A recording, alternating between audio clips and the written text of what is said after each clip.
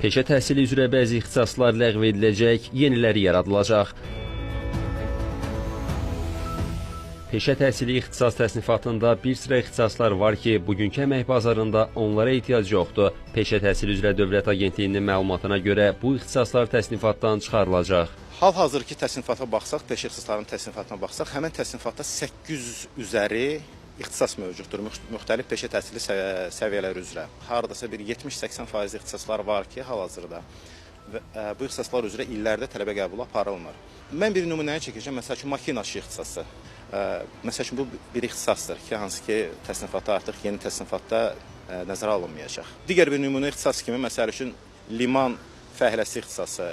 Bu peşənin rolu yoxdur. Bu da yəni ki, hansı ki digər bariz nümunələrdən də biz nümunə çəkə bilərik, göstərə bilərik ki, bu ixtisasına artıq ehtiyac yoxdur bu ixtisasa.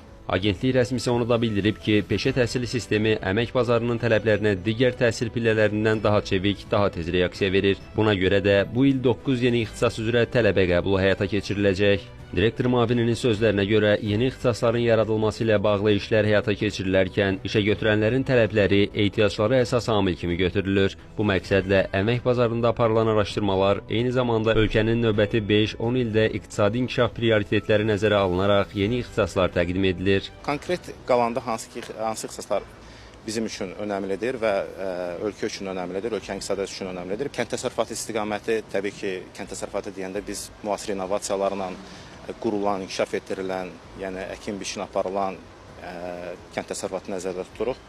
Bu istiqamətdə ixtisasların təsnifata əlavə edilməsini nəzərdə tutmuşduq və hal-hazırda 24-25-ci tədris ili üçün dronların texniki xidməti və təmir ixtisası texniki peşə təhsili səviyyəsində nəzərdə tutulmuşdur. Bundan başqa biz su nasos qurğuları ilə bağlı nəzərdə tutduğumuz ixtisas da mövcuddur, hansı ki yeni təsnifatda öz əksini tapacaqdır. Qeyd edək ki, peşə təhsili müəssisələrinə qəbul avqustun 12-nə kimi portal.edu.az sayti vasitəsilə aparılacaq. Ruzana Kərimli, Aydın Bayramov, Kənan Qafar, Xəzər xəbər.